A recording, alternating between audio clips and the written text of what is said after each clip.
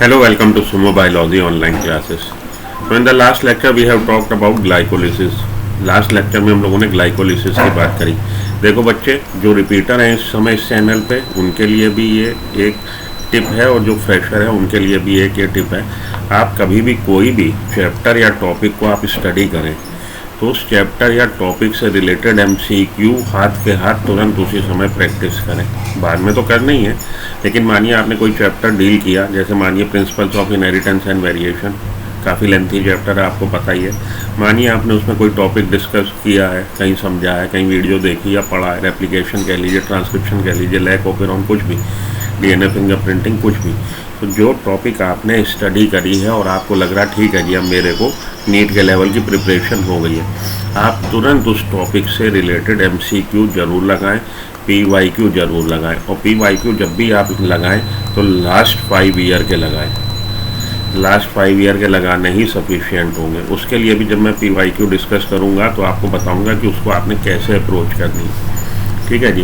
तो हम लोगों ने लास्ट लेक्चर में डिस्कस किया था ग्लाइकोलिसिस। आज ग्लाइकोलिसिस से अबाउट कुछ जो क्वेश्चन आपके फ्रेम होते हैं, जो आ चुके हैं पहले भी, उनको हम लोग देखते हैं। चलिए, glycolysis occurs in the absence of free oxygen. Glycolysis जो है टोटली एनारोबिक रेस्पिरेशन है। Glycolysis is an anaerobic process और respiration which take place in the cytoplasm of a cell in the absence of free oxygen. हमारा answer हो जाएगा in the absence of free oxygen.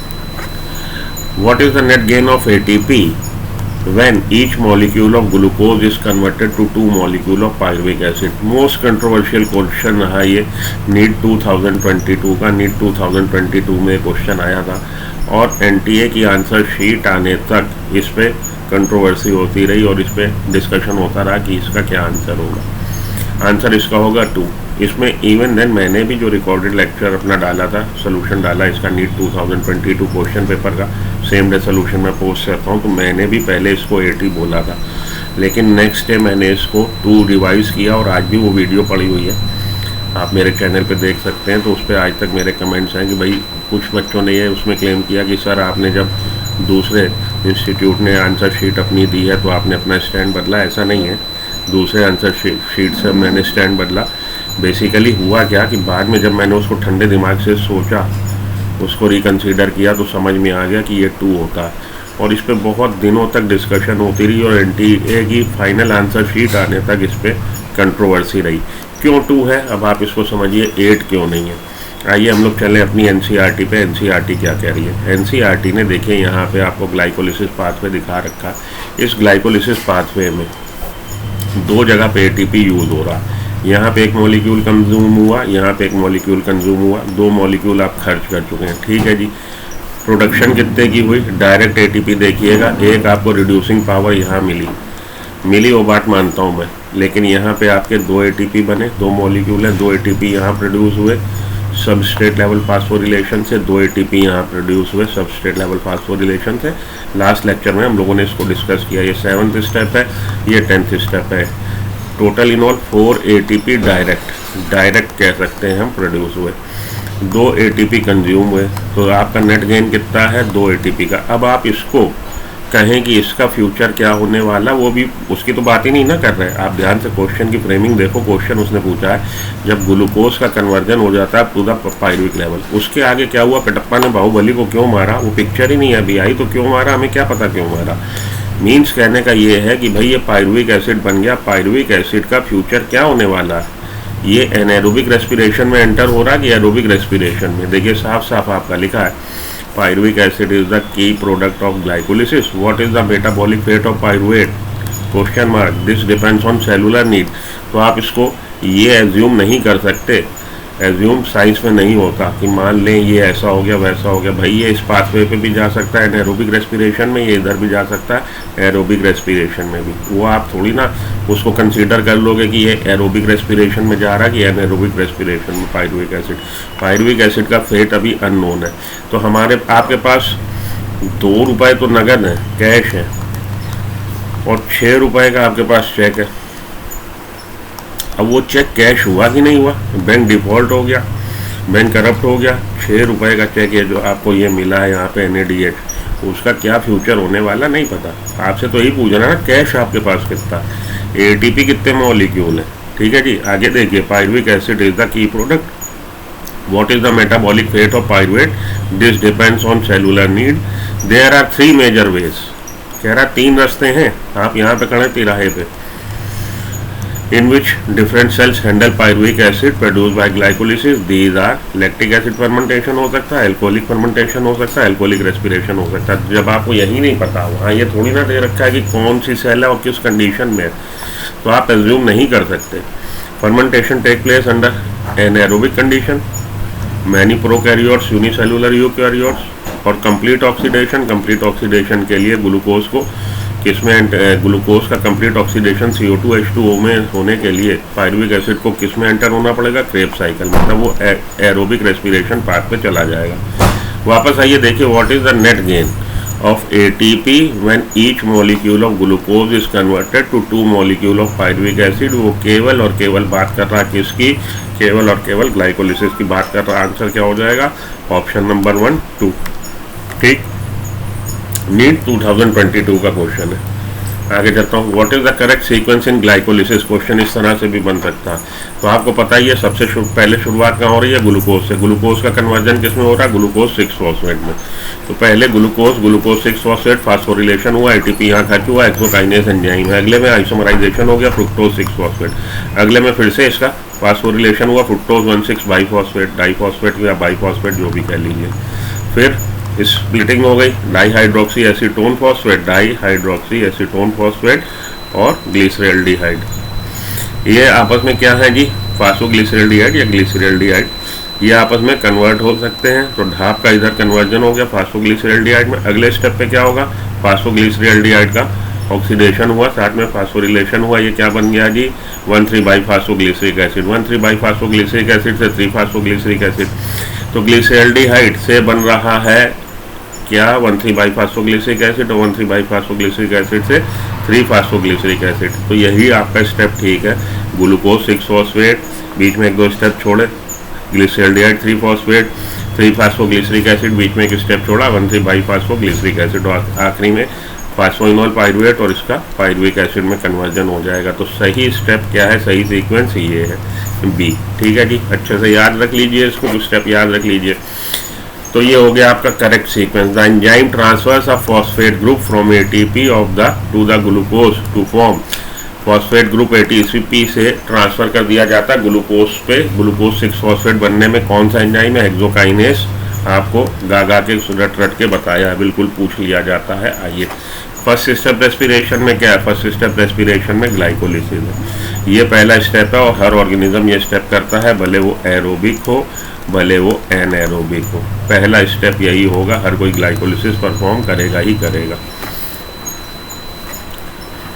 How many glucose molecule is broken down into 2 molecules of pyruvic acid during pyruvate का मतलब pyruvic acid during glycolysis। एक glucose molecule, आपको पता ही है, एक ग्लूकोज मॉलिक्यूल से 2 पायरुविक एसिड बनते हैं। हम लोगों ने ग्लाइकोलिसिस अच्छे से ध्यान से पढ़ा है।